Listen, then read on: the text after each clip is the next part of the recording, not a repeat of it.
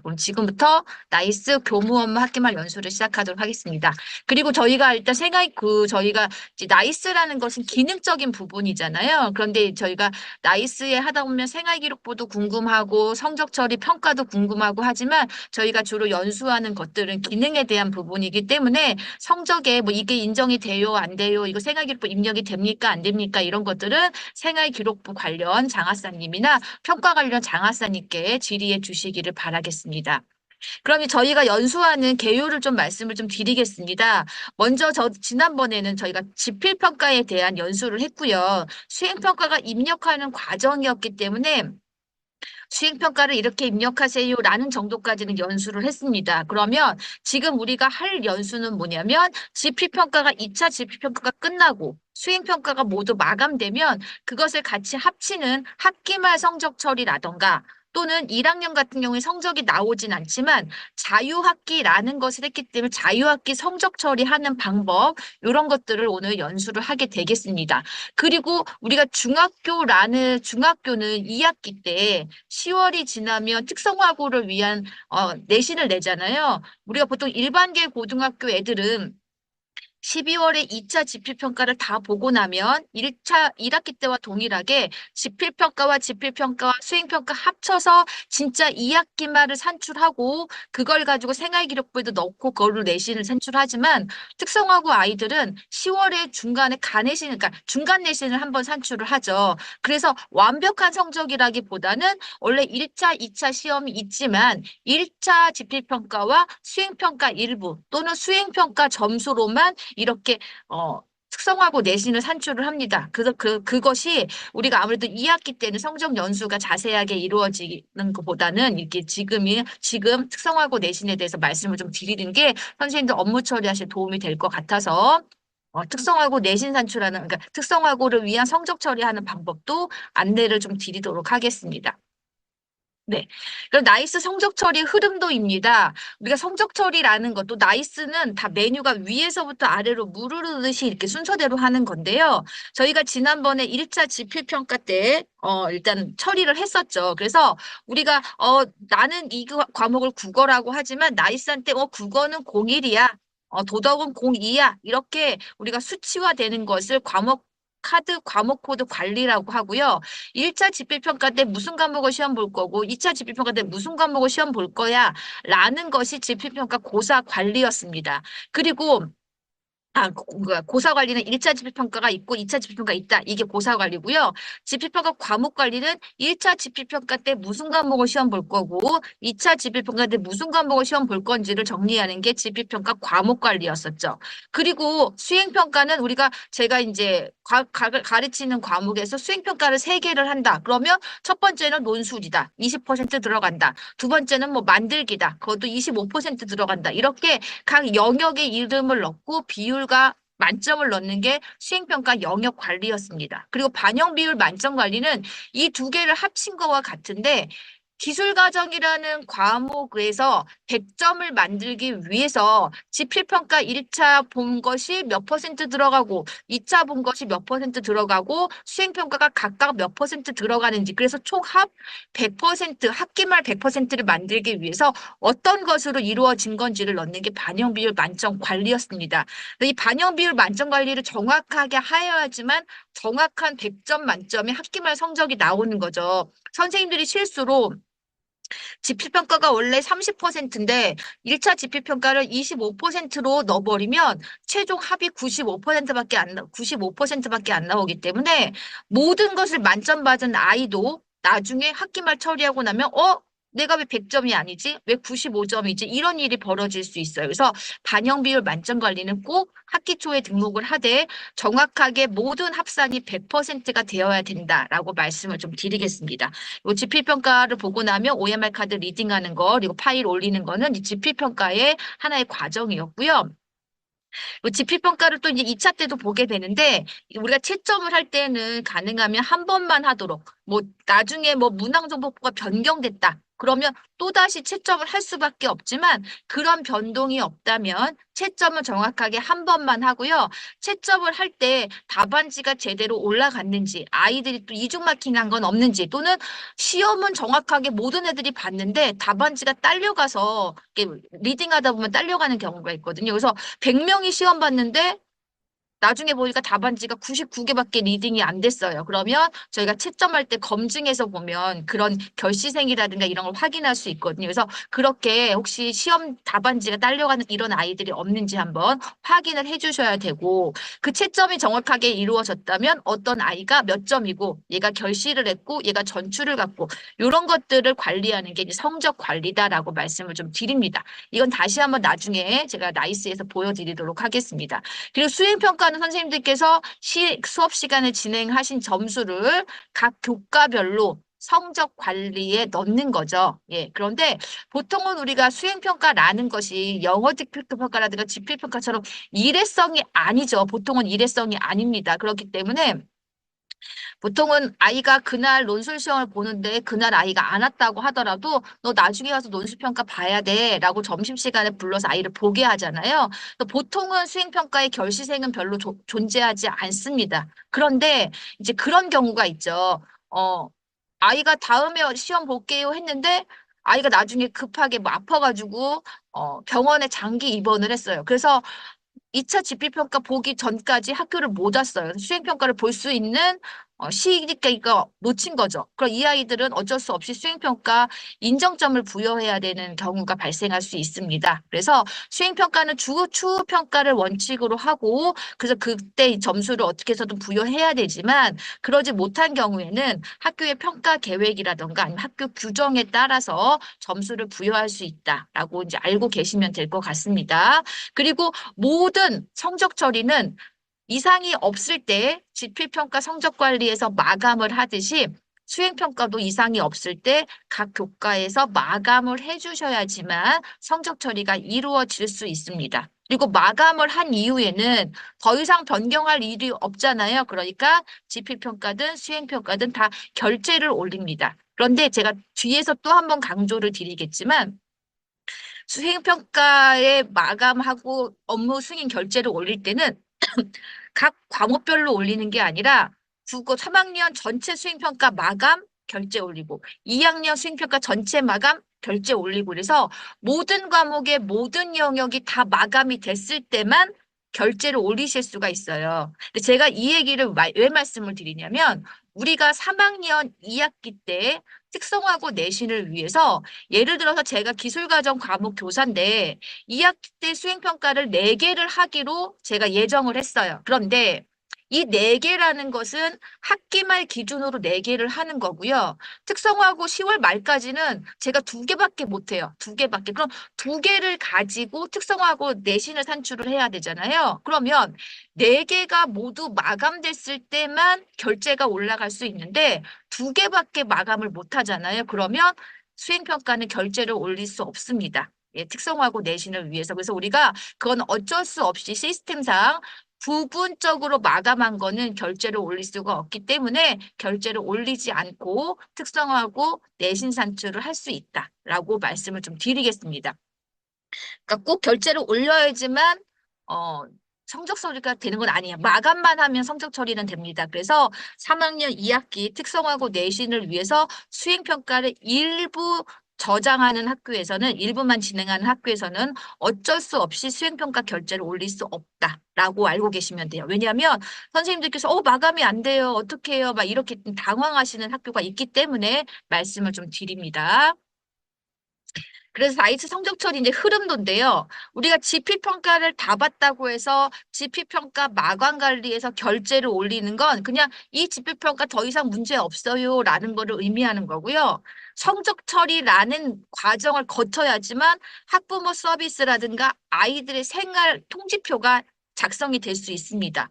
우리가 생활 통지표라는 거, 국어가 뭐 몇 점이다, 뭐 수학이 몇 점이다라는 것은 성적 처리를 해야지만 생활통지표에 그 수치가 찍히는 거예요. 그래서 성적 처리를 하기 위한 과정이 쭉 나와 있는데 선생님들께서 아마 1차 지필평가 성적 처리를 하셨을 겁니다. 그러면 우리가 2차 지필평가를 보고 나면 2차 지필평가도 성적 처리를 해야 되고요.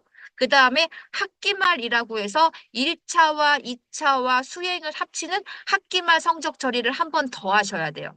그래서 대부분의 선생님들이, 보통 선생님들이 우리가 1차 중간고사 때는 성적표가 나가니까 1차 지필평가 성적 처리 한 번 하고 어차피 기말고사 때는 기말고사 성적만 통지표가 나가는 게 아니라 어차피 합친 거 한 번 나가니까 학기말 처리는 하시는데 2차 지필평가 성적 처리를 안 하시는 분들이 계세요. 근데 하셔야 됩니다. 왜냐하면 2차 지필평가 성적 처리를 해야지만 나중에 만약에 반편성을 할 때 2학년에서 3학년으로 올라가는 반편성을 할 때 우리는 1학기 말과 2학기 말 성적을 합쳐서 그걸로 반편성을 할 거야. 이런 학교도 있지만 수행평가를 너무 점수를 잘 주니까 1학기 때 1차 25%, 1학기 때 2차 25%, 2학기 때 1차, 2학기 때 2차 각 25%를 합쳐서 그 수행평가 점수는 배제하고 그걸로 100%를 만들어서 우리는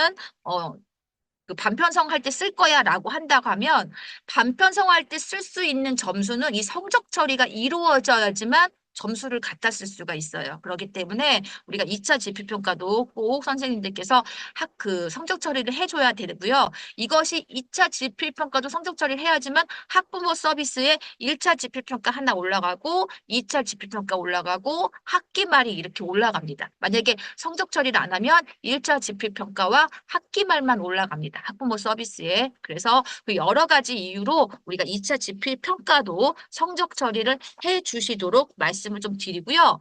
두 번째, 성적 산출 대상 고사 및 영역 등록은요. 제가 지금 설명드리는 건 선생님, 일단은 저기죠. 개요를 말씀드릴 거기 또 자세하게 말씀을 좀 드릴 거긴 합니다. 네. 그러면 여기 있는 성적 산출 대상 고사 및 영역 등록은 뭐냐면 성적 산출 대상 고사 말 그대로 해석하시면 학기말이라고 하는 100점을 만들기 위해서 뭐하고 뭐하고 뭐하고 뭐를 합칠 거야? 라는 거예요. 한마디로 1차 지필평가랑 2차 지필평가랑 수행 2개, 4개 합쳐서 100점을 만들 거야. 이게 성적 산출 대상 고사를 등록하는 거고요. 그 영역 등록 그거를 의미한다고 보시면 돼요. 그 다음에 성적 산출 학생 관리는 이 성적을 산출할 학생이 누구야? 당연히 우리 학교 시험 보고 우리 학교에 재적하고 있는 학생이 바로 학생 그 시험 성적 산출 대상 학생이겠죠. 그래서 그 아이들을 불러오는 과정이 성적 산출 학생 관리입니다. 그런데 나이스가 똑똑하긴 한데 우리가 인공지능이 아니잖아요. 선생님들이 어떻게 설정을 해주느냐에 따라서 이제 이 성적 산출을 하게 되는데 성적 산출 학생 관리라는 거 선생님들이 그냥 수강학생 다 성적 처리하면 되는 거 아니야? 라고 생각하실 수 있지만 이런 경우가 있죠.